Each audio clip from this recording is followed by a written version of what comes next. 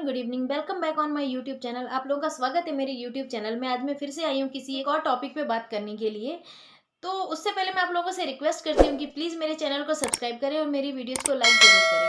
चलिए शुरू करते हैं आज का टॉपिक। अभी आपने हाल ही में न्यूज़ में सुना होगा, दिल्ली में एक घटना हो गई है, दुखद घटना हो गई है और एक दिल दहलाने वाली घटना हो गई है।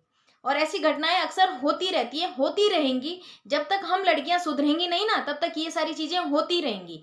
मैं सबको लेकर के बोलती हूँ कि क्यों करते हो ऐसे लोगों पे भरोसा जो आपके शरीर के टुकड़े टुकड़े करके फ्रिज में रख दे।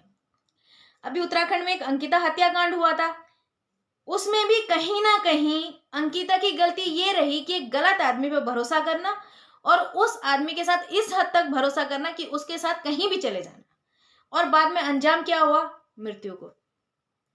अब ये श्रद्धा नाम की जो लड़की है, इसके साथ भी यही हुआ है। दिल्ली में किसी आफताब के साथ वो लिव इन रिलेशनशिप में रहती थी, शादी का वो दबाव दे रही थी, ऐसा आफताब का कहना है। इसमें कितनी सच्चाई है ये नहीं पता। आफताब का ये कहना है, क्योंकि उसने इकबाल जुर्म किया है पुलिस के आगे।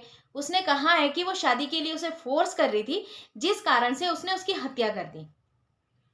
बड़ी सोचने वाली बात है कि लिव इन में रह रही थी तो वो अच्छी थी, लेकिन उसने शादी के लिए फोर्स किया तो उसने उसकी हत्या कर दी और करीब 35 टुकड़ों में उसको काट दिया। 35 टुकड़ों में काटने के बाद उसको एक फ्रीजर में रखा गया कुछ दिनों तक, और फिर उसके टुकड़े टुकड़े करके उसके अलग अलग ठिकाने पे वो उसको लगाता रहा।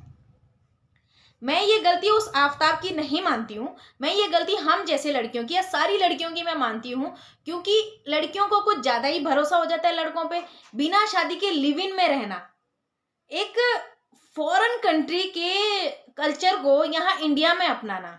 कोई बात नहीं, डेमोक्रेसी है भाई, हमें अपने प्राण एंड दैहिक स्वतंत्रता का अधिकार है। आर्टिकल 21 कोई किसी को नहीं रोक सकता।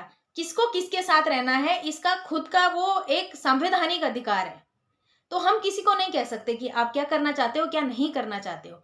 लेकिन जब किसी की मृत्यु हो जाती है, फिर यही कहा जाता है कि शासन प्रशासन जो है वो सही से नहीं देखता है। अब क्या वो शासन प्रशासन, वो पुलिस विभाग किसी के घर में जाकर के घुस के कहे कि तुम पर्सनली सही से रह रहे हो या नहीं रह रहे हो? कहीं ऐसा तो नहीं कि तुम इसका मर्डर करने वाले हो? क्राइम सोचने के लिए कोई सजा नहीं होती है, क्राइम करने पे सजा होती है, और ये सभी जानते हैं। लेकिन कहाँ जाता है दिमाग इन लड़कियों का? इतना भी क्या मिल जाता है आप लोगों को कि लिव इन में रहने के बाद आप लोग समझ नहीं पाते हो कि आप लोगों के साथ आगे आने वाले टाइम पे क्या होने वाला है और आपके साथ हो क्या रहा है। मुझे लगता है 1% भी अगर आपका पार्टनर आपके साथ जरा सी भी हरकत कर दे, तो जिंदगी इतनी छोटी नहीं है कि आप उस हरकत की वजह से भी उसे छोड़ ना सको। एक बार में क्विट कर जाना चाहिए ऐसे व्यक्ति के साथ से, क्योंकि दुनिया बहुत बड़ी है और आने वाले टाइम पे जो है इंसान को बहुत मौके मिलते हैं जीने के। लाइफ एक बार मिली है, बार बार नहीं मिलती है। और ऐसे किसी व्यक्ति को आफताब, श्रद्धा, सब यही कह रहे हैं कि ये लव जिहाद है, लेकिन मैं इसको लव जिहाद नहीं कहूंगी। लव जिहाद का तो मतलब होता है कि आपने किसी हिंदू लड़की से शादी कर लिया, शादी करने के बाद उसे जबरन मुस्लिम धर्म में परिवर्तन करने के लिए बोला जा रहा है। ये लव जिहाद नहीं बोला जाएगा। ये तो एक सोची समझी पढ़ी लिखी लड़की अपनी जिंदगी खुद नरक में डाल रही है और खुद को वो मारने के लिए इनवाइट कर रही है सामने वाले, क्योंकि आजा मैं मरना चाहती हूँ, तू मेरे शरीर के टुकड़े टुकड़े कर जा। ये सब जगह की बात है। अभी अंकिता हत्याकांड में मैंने बहुत सारी वीडियोस बनाई थी और ये चीजें मैंने बहुत बार बोली थी कि अंकिता को बहुत पहले आभास हो गया था, बहुत पहले उसे पता लग गया था कि उसका बॉस किस टाइप का व्यक्ति है और वो उसके लिए किस टाइप की नजर रखता है। उसे गेस्ट के सामने परोसा जा रहा है तो क्यों नहीं निकल के आई वो वहां से? क्यों वहीं पे रही? वो किस बात का भरोसा दे रही थी? इतना भरोसा अपने माता पिता पे भी कभी करके देख लो ना आप लोग। कभी देखो कि माता पिता ने आपके लिए क्या किया है। नहीं, माता पिता पे भरोसा आप लोग नहीं करेंगे, लेकिन ऐसे व्यक्ति पे भरोसा करेंगे जो आपको मौत के घाट उतार दे। अब श्रद्धा मैडम की ही बात ले लेते हैं। जब तक ये उसके साथ रह रही होगी तब तक उसे कभी किसी की शिकायत की जरूरत नहीं पड़ी होगी। यहाँ तक कि हो सकता है कि शायद अपनों से भी दूरी बना ली हो सिर्फ एक व्यक्ति के लिए, और आज उसने उसे मौत के घाट उतार दिया। मैं इसमें हिंदू मुस्लिम करने वाली बात नहीं कहूंगी। ऐसा व्यक्ति हर समाज में मिल जाता है जिसकी जो मानसिक तनाव में रहता है, उसकी मानसिकता खराब होती है। किसी व्यक्ति के टुकड़े कर देना और उसे टुकड़े कर करके उसे जगह जगह फेंकना, इस तरीके की जो मानसिकता रहती है लोगों की, मेंटली जो कहते हैं डिस्टर्ब रहते हैं और एक पागल प्रवृत्ति के व्यक्ति को माना जा सकता है। तो कितना संदेश दें किसी को, कितना बोलें। अच्छा, मैं निकल के आ गई हूँ आप लोगों को बोलने के लिए कि आप चलिए ऐसा मत कीजिए।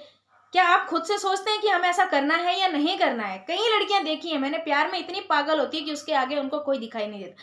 सारे रिश्तों को तार तार कर देने की चीजें होती है। मैं किसी को फोर्सफुली नहीं कहती हूँ कि आप ऐसा करो या ना करो, लेकिन ये आपके ऊपर है कि आपने अपनी सुरक्षा कैसे करनी है, करनी भी है या नहीं करनी है। वैसे ऐसे व्यक्तियों का कोई दुख नहीं होता है जो इस तरीके से जानबूझकर ऐसे व्यक्ति के साथ रहे, जब उसे पता है कि वो ना हमारे धर्म का है और ना मेरा उसके साथ कोई लेना देना आगे चल के हो सकता है। अब अंजाम परिवार वालों को भुगतना पड़ता है। आप तो चले गए छोड़ करके। तो आज की जो मेरी वीडियो है, मैं बड़ा अफसोस के साथ इस चीज को बना रही हूँ और बड़े अफसोस के साथ कह रही हूँ कि क्या हो गया यार लड़कियों, आप लोगों को क्यों करते हो ऐसा?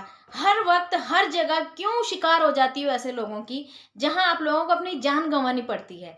अलर्ट रहें, लोगों को समझने की कोशिश करें। अगर आप लोगों को लगता है कि हमें कहीं से कोई रास्ता नहीं मिल रहा है तो अपनी बातों को शेयर जरूर करें। आपको अगर खतरे का आभास होता है तो किसी न किसी के पास बताएं जरूर, लेकिन अपनी जान को ऐसे किसी व्यक्ति के हाथ में ना आने दें जो आपके टुकड़े टुकड़े करके रख दे। आज के लिए सिर्फ इतना ही। Thank you so much.